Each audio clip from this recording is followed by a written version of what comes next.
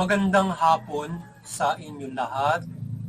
Muli ito po si Herbert Guria, author, promoter ng Human Rights Promotions. Ang boses ng Human Rights Promotions. Sa malayang demokrasyang ito kaakibat ang ating pananalig sa ating banal na Panginoon Diyos, banal na Panginoon sa Kristo, at gabayan ng kaliwan ng Kalimutan ng Santa Maria, mula sa isyong ating nakalap at magbabantay sa mabuting pamamahala, patas na hustisya at karapatang pantao. Ay hinggil sa issue ng anti-corruption rally sa November 30, 2025 o ngayon yan. Ang taong bayan o civil society ay muling magdadaos ng malawakang kilos protesta sa November 30 mula sa Luneta at iba't ibang lugar sa Metro Manila. So yun. Another malawakang kilos protesta ito ngayong araw na ito, November 30, laban sa korupsyon at patuloy na paghahanap ng katarungan ng ating taong bayan. So, porsigido ang taong bayan na mapanagot ang mga sangkot sa flood control anomalies. Kung kaya't patuloy ang kilos protesta mula sa mga kabataan na lingguhan na nakikilos protesta doon sa iba't ibang lugar sa Metro Manila para patuloy na magsaboses sa ating pamahalaan na papanagutin at paglapat ng katarungan mula dito sa flood control anomaly. So laban doon sa mga corrupt officials or mga sangkot. So nais nilang tuparin ni Pangulong Marcos ang kanyang sinabi na makulong ang lahat ng sangkot sa anomalyang ito at maibalik yung mga ninakaw nila. So ang ating kapulisan naman ay full alert sa araw na ito at magde-deploy sila ng 15,000 o 15,000 kapulisan sa buong Metro Manila na pagdarausan ng mga kilos protesta. So yun, full alert ang ating PNP mula noong isang araw pa para bantayan itong kilos protesta. So yan.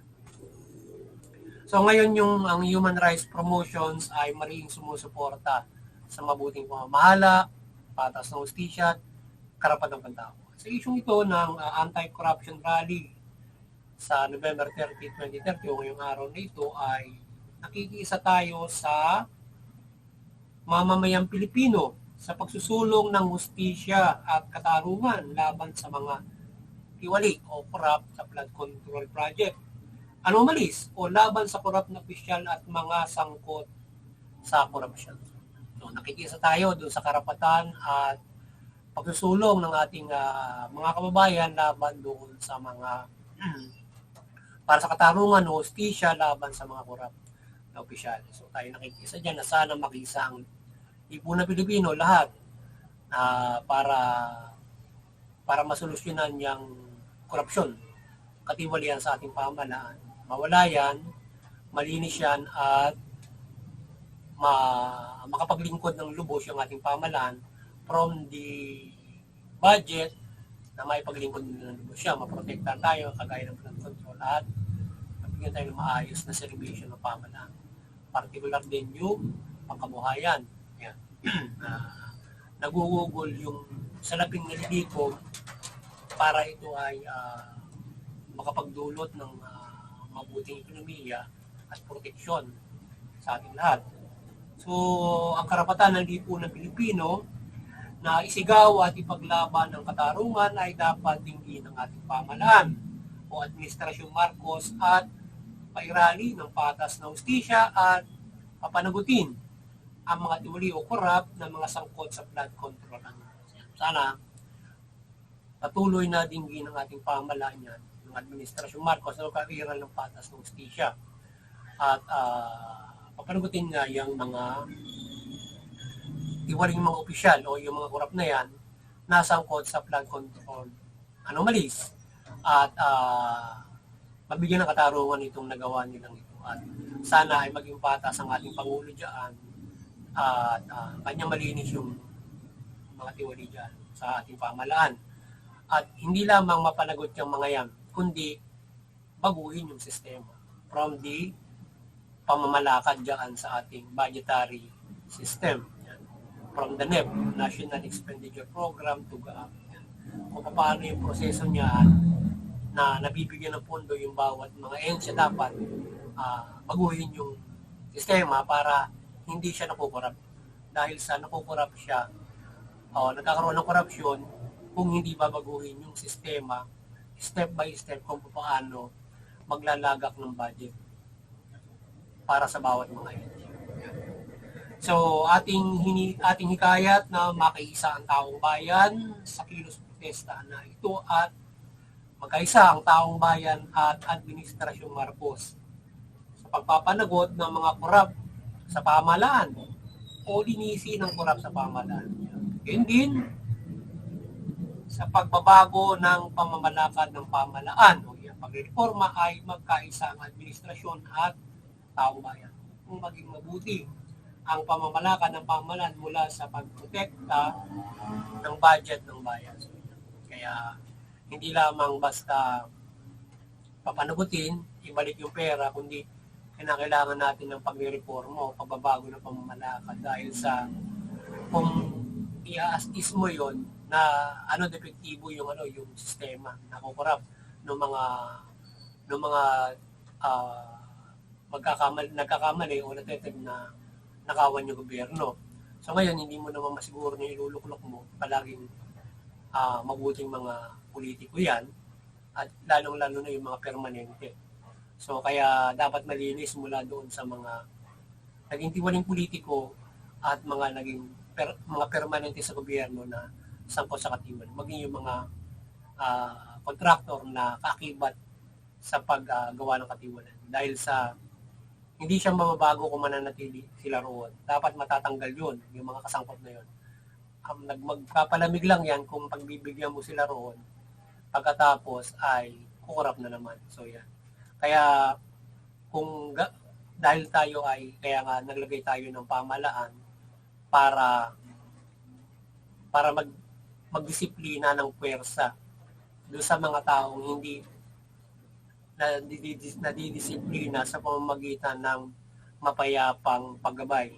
So, kaya kung mayroong man dapat mapagbigyan na yung maaari lamang mapagbigyan na nakalabag dyan sa ating batas na kagaya ng state witness or maaaring kagaya ng sakop ng ating probationary para pagbigyan yung mga nagkakamali sa pamahalaan. Yun lang naman yung grace period, yung pagbibigay natin sa mga nagkakamali sa batas, di ba?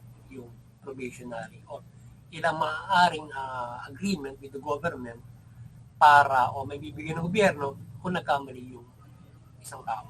Yan. So ngayon ay sana yung mamamayang Pilipino, yung administrasyon magkaisa, bigyan natin ng pagkakataon si Pangulong Marcos na para ma-reforma, malinis yung korupsyon. So within the 3 years, halos 2.5 years na lamang yung kanyang pamamalakan. So within that, bigyan natin siya ng pagkakataon para linisin yung korap at baguhin yung sistema. Tayo naman, mamayang Pilipino, ay nakaantabay sa pagbabago na ito at patuloy tayo magsabuksis.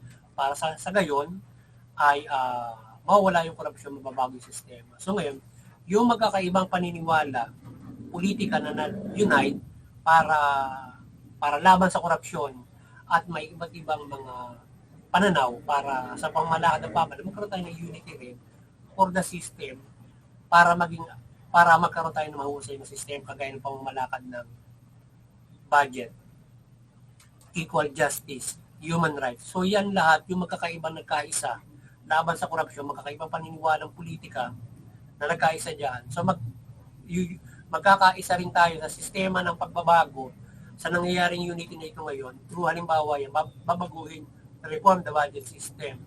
I-reform natin yung halimbawa pamamalakad ng pagpapairan ng karapatan ng tao, ng justisya, yan, justice system, para maging fair tayo. Equality nga ika. Dahil yung inequality sa atin, mabigat. So yan, for that generalization na gagawin ay lahat ay maangkupan ng mga bagay na ito. At hindi doon sa bawat gusto ng bawat mga iba't ibang politika. With this unity ngayon laban sa korupsyon. Kasi kung pag-iikita natin ang mga sarili nating mga pananaw in this government, magkakaroon lang ng labo-labo yan. Pag in the bottom line. So kaya dapat ay magkaisa na lamang doon sa generalization na maaangkop sa pagbabago naman. Kagaya ng fair justice, human rights, kagaya ng ating sinusulong.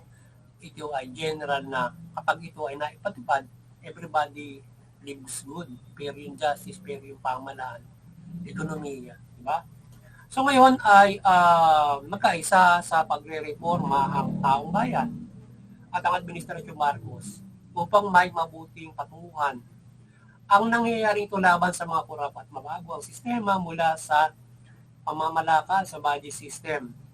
Malinaw na mahina ang sistema ng budget system dahil ito ay nakukurap at nagagawa ng katiwalian ng mga elected officials mula Kongreso, Senado at mga niluluklok ng gabinete o mga secretaries at maging permanente sa bawat ahensya at opisina ng pamahalaan at mga transaksyon ng pamahalaan kagaya ng contractor, etc.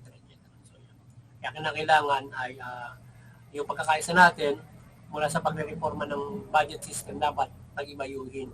So yung taong bayan, marami, yung hindi nakaluklok dyan, makapag-iisip ng mabuti kung paano yung sistema na yan para hindi nakukurap ng mga opisyalis na elected officials o mga ahensya, inilakulok ng mga secretaries, ng mga nasa Kongreso, Senado, anumang opisina.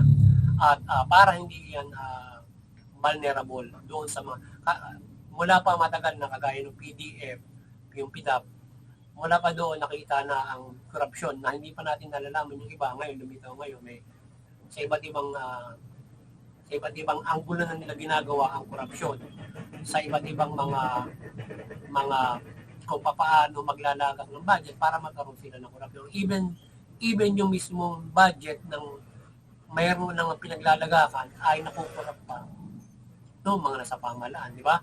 So kaya yan ay kaya kinakailangan ay maging mahusay, mahigpit pagdating sa budget para hindi ito nakukurap. So yan, halimbawa kung kinakailangan 5 piso yung para sa isang proyekto, kinakailangan yan ay eksaktong may proyekto at magagasta ang 5 piso na maayos. Hindi ito mababawasan baka yan ang flood control project. 5 piso ang binigay mo. Pero nangyayari, nagiging depektibo yung proyekto because yung 5 piso ay 2 piso na lamang yung nalalagak sa proyekto because of the corruption. 3 piso nandun sa mga corrupt. Yan ang problema ngayon. Kaya yung depektibo, madaling masira, hindi na po protektahan yung taong bayan. Kaya, at iba't iba pang mga katiwalian from every offices, agencies ng ating pamahalaan. Diba? Kaya kinakailangan ay mareforma. Hindi lang basta mapanagot at kung kailan lang madidiscover na mayroong ganyan. So kinakailangan ay mayroong mahusay na pagbabantay at mahusay na sistema para hindi nakakalusot kung gumawa, madidiscover. Lalo na yung balance check ng ating pamahalaan, ano ba, commission on audit, at iba pang makaka-check, dapat mayroong ganun. Kagaya ba yung ICI gusto, after ICI, kung yan ay makapag-produce ng maayos na investigation, napapanagot lahat. So maaaring sila patuloy palawakin yung or mag-create ng isang independent kagaya din ng commission on audit para na-check yung sa budget. Kasi yung nandoon sa commission on audit para nakakasali sila doon sa sindikato ng halimbawa sa DPWH. Nalalagyan sila. So ngayon, na-omit yung check nila. Diba, i-audit nila. Taon-taon ang audit nila or merong halimbawa semi-annual. So ngayon nakalulusot kasi pinalulusot nung commission on audit kasi kaakibat sila. So yun yung nagiging findings.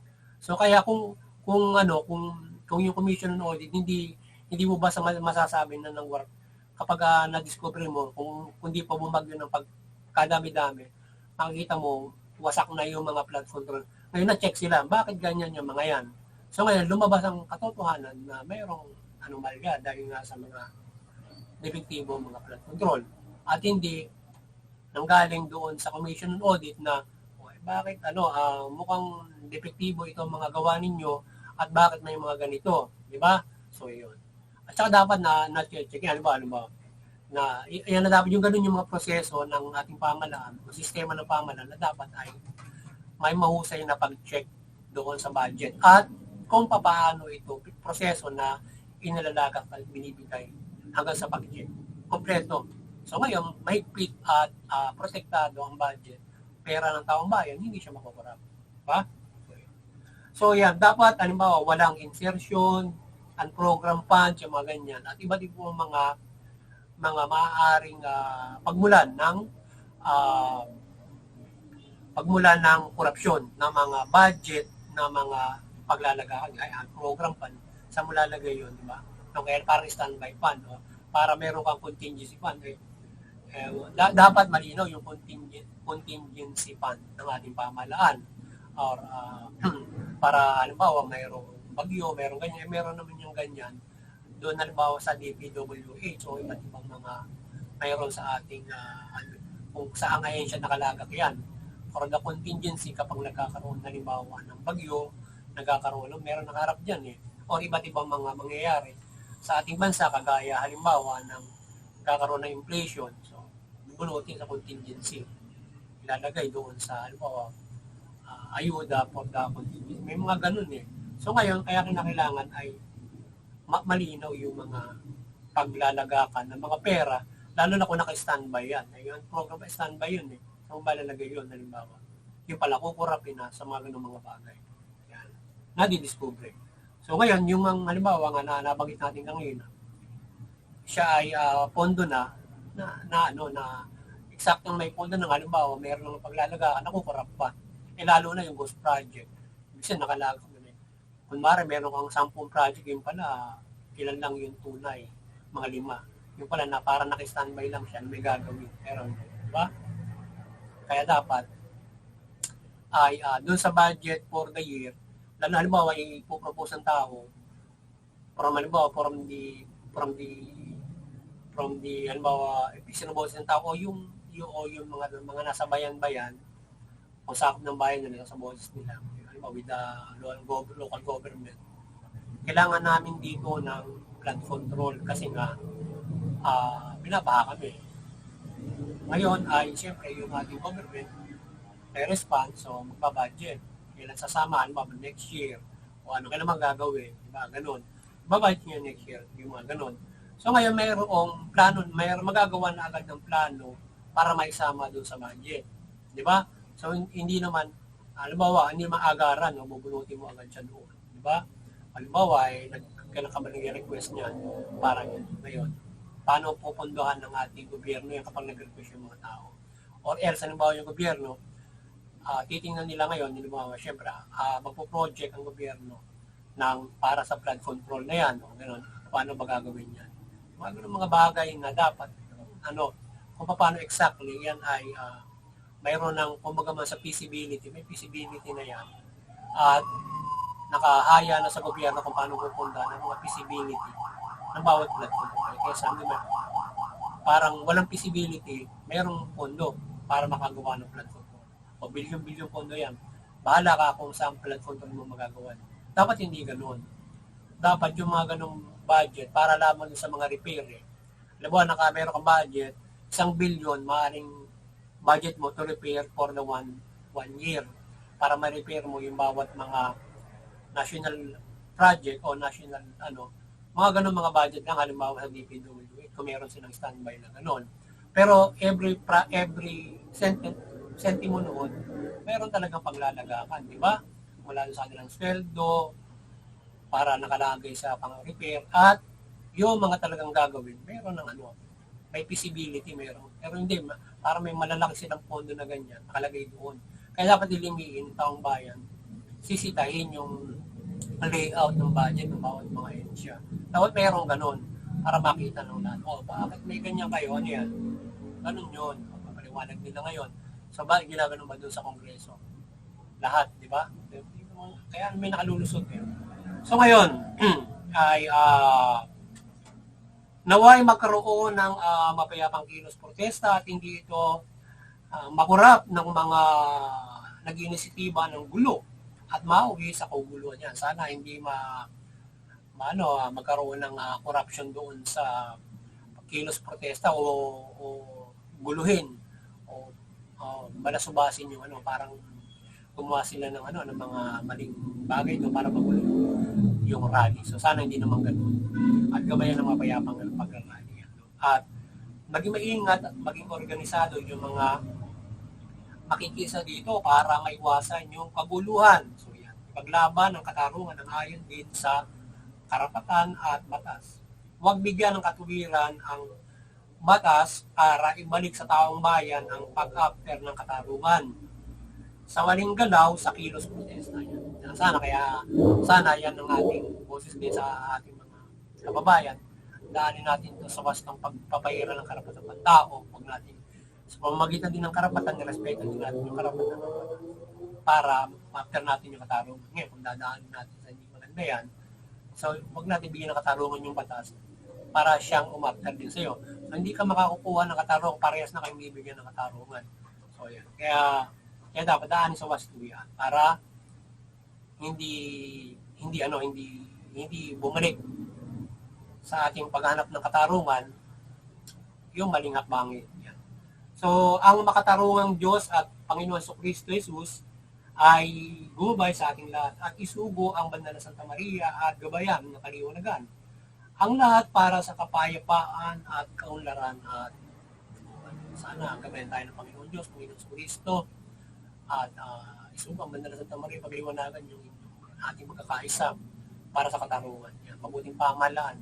So, ngayon, maliwanagan ang ating banda ng Santa Maria ang sa bayan ng Pilipino, mula pamahalaan at mamayang Pilipino. Yung pamahalaan ng mabuti, matubig, dugunin yung karapatan ng tao. Yung mamamayan, iwasan yung paglaban sa pamahalaan, paglabag sa batas.